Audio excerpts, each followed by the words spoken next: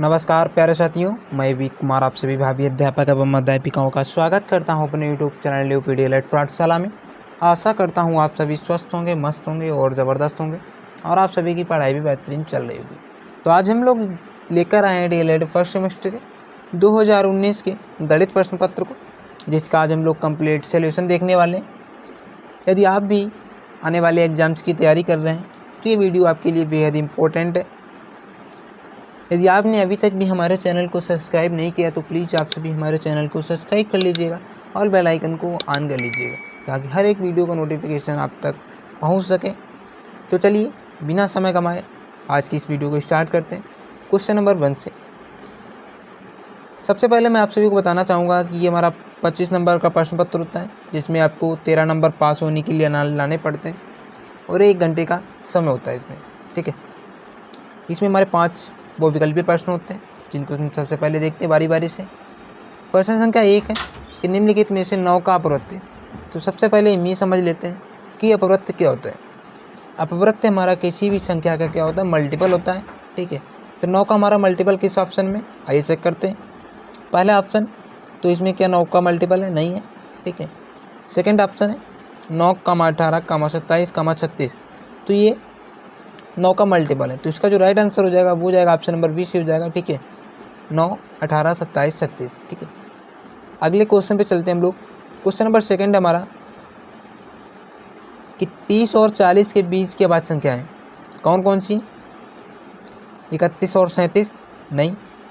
33 हमारा क्या है, 3 से डिविजिबल है, जबकि अभाज्य संख्या हमारी क्या होती है, खुद से या फिर 1 से डिविजिबल होती है। ठीक है, और किसी संख्या से डिविजिबल नहीं होगी। या फिर हम ये भी कह सकते हैं कि उनके 2 ही फैक्टर होते हैं, एक कम स्वयं संख्या होती है। ठीक है, दूसरा ऑप्शन है 33 और 37, इसमें भी हमारा 33 डिविजिबल है तो ये भी नहीं होगा। ठीक है, थर्ड ऑप्शन है 31 और 37, तो इसका जो राइट आंसर हो जाएगा वो हो जाएगा ऑप्शन नंबर 6 हो जाएगा। ठीक है, 31 और 37 हमारा क्या है, 30 और 40 के बीच की अभाज्य संख्या है। ठीक है, टोटल हमारी अभाज्य संख्या कितनी होती है ये आप सभी कमेंट बॉक्स में बताइएगा। ठीक है, प्रश्न संख्या 3 है कि 3 संख्याएं 1:2:3 के अनुपात में यदि उसका महत्तम समावर्त मासाब 12 है तो ये संख्याएं क्या होंगी। जब भी आपको संख्याएं रेशियो में दी हुई हों और आप उसका मासक दिया हुआ हो तो आपको क्या करना है, सीधा का सीधा जो आपको अनुपात दिया हो उसमें मल्टीपल करना है। 12 1 12 हो जाएगा, कमा 12 2 24 हो जाएगा और 12 3 36 हो जाएगा। तो कौन सा ऑप्शन मैच कर रहा है, तो ऑप्शन नंबर बी मैच कर रहा है। ठीक है, तो इसका जो राइट आंसर हो जाएगा वो हो जाएगा ऑप्शन नंबर बी, 12, 24, 36। ठीक है, प्रश्न संख्या 4 है। प्रश्न संख्या 4 है कि किसी संख्या में 30 बच्चों में से 80% बच्चे उत्तीर्ण हैं तो कक्षा में कितने बच्चे उत्तीर्ण हुए। 30%, ठीक है, इसका हमें 80% निकालना है। 80% हमारे बच्चे उत्तीर्ण हैं। ठीक है, बटे 100 हो जाएगा, 2 0 से 2 0 कैंसिल हो जाएंगे, 8 3 24, तो इसका जो राइट आंसर हो जाएगा वो हो जाएगा ऑप्शन नंबर ए हो जाएगा, 24 बच्चे। यदि हमसे ये पूछा जाता कि कक्षा में कितने बच्चे अनुत्तीर्ण हुए हैं तो फिर कितने बच्चे होते, 30 में से हम 24 को घटा देते तो 6 बच्चे हमारे क्या हैं, अनुत्तीर्ण हुए हैं। ठीक है, क्वेश्चन नंबर 5 को देखते हैं। 5 क्या है कि 18% का भिन्न रूप क्या होगा। तो 18% दिया हुआ है। ठीक है, और इसको मैं फ्रैक्शन में चेंज करना है तो परसेंटेज हटेगा बटे 100 आएगा। ठीक है, इसको हम काट लेंगे 2 से, 2 नेम 18, 2 पंचे 10, 1 0, तो कौन सा ऑप्शन मैच कर रहा है, ऑप्शन नंबर डी मैच कर रहा है, 9/50। तो इसका जो राइट आंसर हो जाएगा ऑप्शन नंबर डी से हो जाएगा। ठीक है, 9/50। तो आप सभी कमेंट बॉक्स में बताइएगा कि आप लोगों ने 5 में से कितने ऑब्जेक्टिव क्वेश्चन सही किए हैं। ठीक है, अब हम लोग देखेंगे अतुलग्न प्रश्नों को जिनकी संख्या पेपर में 6 होती है। ठीक है, प्रश्न संख्या 6 है कि 3 अंकों की सबसे छोटी प्राकृतिक संख्या कौन सी है।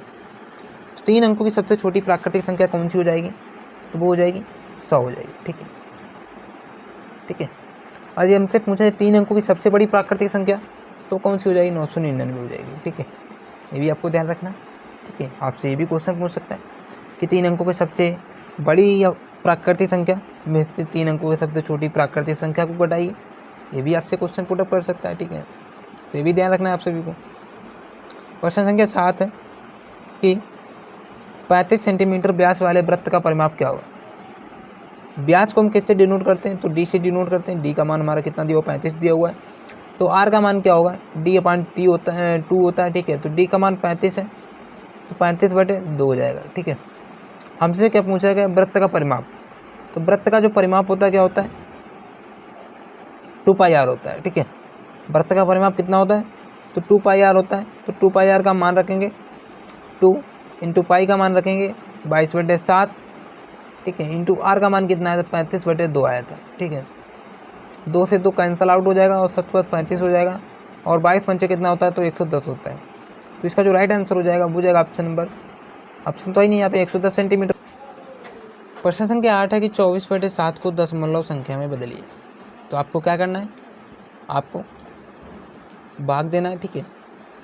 24 में 7 से भाग देना है, तो 7 3 21 होता है, ठीक है। कितना बचा, 3। आपको इसी बीच से करना है जिस बीच से किया हुआ है, ठीक है। 7 3 21 हो गया, 3 बचा, ठीक है। 0 लगाया, पॉइंट बढ़ा लिया, 0 लगा लिया उधर, 7 चौको 28 हो जाएगा। फिर कितना बचा, 2 बचा, मतलब 20, 7 दूनी 14 हो जाएगा, ठीक है। आप यहाँ तक काट सकते हो, कोई दिक्कत नहीं। तो 3.42 हो जाएगा इसका आंसर, ठीक है। प्रश्न संख्या 8 है,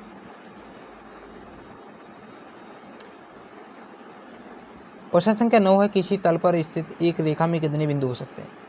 तो किसी तल पर स्थित एक रेखा में कितने बिंदु हो सकते हैं, असंख्य बिंदु हो सकते हैं। प्रश्न संख्या 10 है कि कौन सा अनुपात बड़ा है, 2:3 और 5:8। तो आपको क्या करना होगा, सबसे पहले इसके लिए 2:3 है तो इसको 2/3 करेंगे, कामा लगाएंगे, 5/8 कर देंगे, ठीक है। अब क्या करेंगे, कैलकुलेशन को आसान करने के लिए एक ऊपर 0 बढ़ाएंगे इधर, और एक इधर 0 बढ़ा लेंगे, ठीक है। इसको 3 से डिवाइड करेंगे, 3 छक 18, पॉइंट लगा लिया, 3 छक 18, 6.6 आया, ठीक है। इधर बढ़ाएंगे, 8 छक 48, 2 बचा, पॉइंट लगाएंगे, 20 हुआ, 8 दूनी 16। तो सबसे बड़ा अनुपात हमारा कौन सा हो जाएगा, वो तो हो जाएगा 2/3, ठीक है। तो इसका जो राइट आंसर हो जाएगा, ठीक है, 2:3 हो जाएगा, ठीक है। प्रश्न संख्या 11 है कि एक दुकानदार के पास 60 कप थे, 40 कप बिक गए, तो कुल कितने कप बिके, ठीक है। सबसे पहले तो आप क्या करेंगे, आपको पूछा गया कि कितने कप प्रतिशत बिक चुके हैं, ठीक है। तो 40 कप बिके, ठीक है, कितने में से, 60 में से। परसेंटेज निकालने के लिए 100 से मल्टीप्लाई करेंगे, ठीक है। और एक 0 से एक 0 चला गया, 2 दूना 4, 2 3 6, ठीक है। और 3 से 100 में डिवाइड करेंगे, कितना हो जाएगा, 33.33 आएगा, ठीक है। और इसकी 2 में मल्टीप्लाई कर देंगे तो कितना आ जाएगा, 66.66 आ जाएगा, ठीक है। तो राइट आंसर हो जाएगा इसका 66.66, ठीक है। अब हम लोग देखेंगे लघुत्तरी प्रश्नों को। प्रश्न संख्या 12 है कि 18 माइनस बड़ा ब्रैकेट 14 प्लस मझला ब्रैकेट 16 माइनस छोटा ब्रैकेट 18 माइनस 5, सारे ब्रैकेट को क्लोज कर दिया, ठीक है। अब हम लोग इसको सॉल्व कर लेते हैं। सबसे पहले हम लास्ट सॉल्व करेंगे छोटा ब्रैकेट से। 18 में से 5 गए, 13 बचा। 16 में से 13 जाएगा, 3 बचेगा, ठीक है। 14 में 3 जोड़ देंगे, 17 हो जाएगा, ठीक है। और 18 में से 17 को घटा देंगे तो कितना बचेगा, आंसर इसका 1 आ जाएगा, ठीक है। आप सभी को समझ में आया होगा, आसान सा क्वेश्चन है, ठीक है। प्रश्न संख्या 13 है कि पटरी और प्रकार की सहायता से 90 अंश का कोण बनाइए। तो इसके लिए सबसे पहले आपको क्या करना है कि फिगर बनाना पड़ेगा, और साथ ही साथ आपने फिगर को किस तरीके से बनाया है आपको ये भी लिखना होगा। वो किसके अंतर्गत आता है, रचना के अंतर्गत आता है, ठीक है। तो सबसे पहले आप क्या करेंगे, XY एक रेखा खींचेंगे, ठीक है। प्रकार में एक निश्चित दूरी भरकर रेखा XY पर एक चाप लगाएंगे, जो कि कुछ भी मान लेते हैं S बिंदु पर काटता है, ठीक है। फिर सेम दूरी भरकर चाप में बिंदु S को केंद्र मानकर एक चाप लगाएंगे, जो कि B पर काटेगा। फिर केंद्र B को केंद्र मानकर एक चाप लगाएंगे, जो कि A बिंदु पर काटेगा, ठीक है। अब दोनों बिंदु A, B को क्रमशः केंद्र मानकर एक और चाप लगाएंगे, जो कि बिंदु E पर काटेगा, ठीक है। अब बिंदु E को X से मिला देंगे, ठीक है। तो हमारा क्या है, 90 अंश का कोण बनकर रेडी हो जाएगा, ठीक है। हमको यही लिखना है कि हमने किस तरीके से इसको बनाया हुआ है, ठीक है। प्रश्न संख्या 14 है कि राम ने 300 में एक रेडियो खरीदा, वह उसे कितने रुपए में बेचे कि उसे 20% का लाभ हो जाए। मान लीजिए 100% की वैल्यू कितनी है, 300, ठीक है, और हमसे क्या पूछ रहा है, 120 का मान पूछ रहा है, ठीक है। तो 120 इक्वल क्या हो जाएगा, 120 इंटू 300 अपान 100। 2 जीरो से 2 जीरो कैंसिल आउट हो जाएंगे, 12 3 36, 360 हो जाएगा। यदि वो 360 रुपये में किसी भी आइटम को बेचता है, 300 में खरीदा उसने और 360 में बेचेगा, तो उसे क्या 20% का लाभ हो जाएगा, ठीक है। अब हम लोग देखेंगे क्वेश्चन नंबर 15 को, तो क्या है, वह बड़ी से बड़ी संख्या बताइए जिसमें 49, 59 और 109 को भाग देने पर क्रमशः 1, 3 और 5 रहे। तो कोई हमारी संख्या है 49, 59 और 109 को भाग देने पर शेषफल बचता है इसमें कितना, क्रमशः 1, 3, 5, यानी 49 में से 1 जाएगा तो कितना बचेगा, 48 बचेगा, ठीक है। 59 में से 3 जाएगा तो 56 बचेगा और 109 में से 5 जाएगा तो 104 बचेगा, ठीक है। अब ये देखना है कि बड़ी से बड़ी संख्या कौन सी है जो इनको काट सकती है। तो हमारी संख्या 8 से 48 भी कट जाएगा, 56 भी कट जाएगा और 104 भी कट जाएगा, ठीक है। तो इसका जो आंसर हो जाएगा वो हो जाएगा 8 हो जाएगा, ठीक है। प्रश्न संख्या 16 है कि 5a² प्लस 4a-2 का मान ज्ञात कीजिए यदि a बराबर -2 दिया हो। आप क्या करेंगे, a का मान कितना दिया हुआ है, a बराबर -2 दिया हुआ है, तो इस समीकरण में आप a का मान पुट कर देंगे, आपका आंसर निकल के आ जाएगा 5, ठीक है, गुणा a² है यहाँ पे, जबकि a का मान -2 दिया हुआ है। जब भी आप -2 का स्क्वायर करेंगे तो वैल्यू जो है आपकी पॉजिटिव में आएगी, तो यहाँ पे 4 आ जाएगा, ठीक है, प्लस 2, 4 गुणा -2 और -2, ठीक है। 5 चौको 20 हो गया और 4 दूना 8 माइनस का हो गया, माइनस का 2 ऑलरेडी दिया हुआ है, माइनस का 8 माइनस का 2 माइनस का 10 हो जाएगा और 20 में से इसको आप घटाएंगे तो कितना आ जाएगा, 10 आंसर निकल के आ जाएगा, ठीक है। प्रश्न संख्या 17 है कि नीचे दिए गए चित्र को देखकर निम्नलिखित प्रश्नों के उत्तर दीजिए। पहला प्रश्न क्या है हमारा कि 3 त्रिज्याओं के नाम लिखिए। तो त्रिज्या हमारी कौन कौन सी, तो सबसे पहले आपकी कौन सी त्रिज्या है, एक AC नाम का एक व्यास है, ठीक है, जिसमें AO एक त्रिज्या है, ठीक है। दूसरी त्रिज्या OC हो जाएगी और तीसरी त्रिज्या हमारी कौन सी हो जाएगी, ये OB हो जाएगी, ठीक है। तो ये हमारी क्या है, पहले प्रश्न का जवाब है AO, OC और OB। सेकंड प्रश्न कहता है कि 3 जीवाओं के नाम लिखिए। तो जीवाएं कौन कौन सी हैं, सबसे पहले तो एक जीवा हमारी कौन सी है, AB के नाम की जीवा है, ठीक है। दूसरी जीवा कौन सी है, BC जीवा है और जो सबसे बड़ी जीवा है वो कौन सी, AC जीवा है, ठीक है, जिसे हम व्यास बोलते हैं। फिर क्या है, वृत्त का केंद्र बताइए। तो वृत्त का केंद्र क्या है, तो वृत्त का केंद्र क्या है, O है, ठीक है। तो ये तीनों प्रश्नों के जवाब रहे, ठीक है। प्रश्न संख्या 18 है कि सलमा अपनी बहन रेशमा से 10 वर्ष बड़ी है। 4 वर्ष पहले सलमा की आयु रेशमा की आयु की 2 गुनी थी। सलमा और रेशमा की वर्तमान आयु क्या हो। प्रश्न में दिया है कि सलमा अपनी बहन रेशमा से 10 वर्ष बड़ी है, ठीक है। रेशमा की मैं मान लेता हूँ, रेशमा की मैंने वर्तमान आयु मान ली x, ठीक है।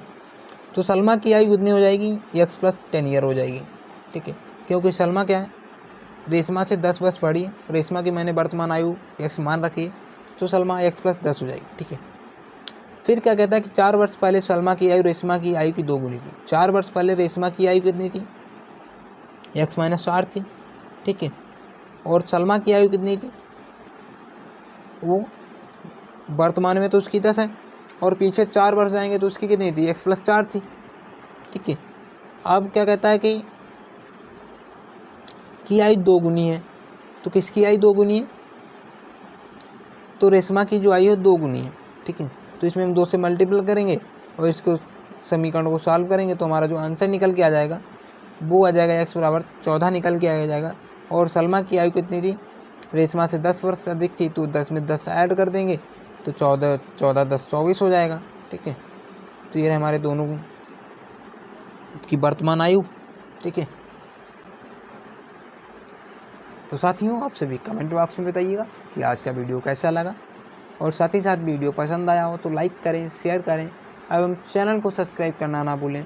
Thank you for watching. मिलते हैं नेक्स्ट वीडियो में, तब तक के लिए टेक केयर, बाय बाय।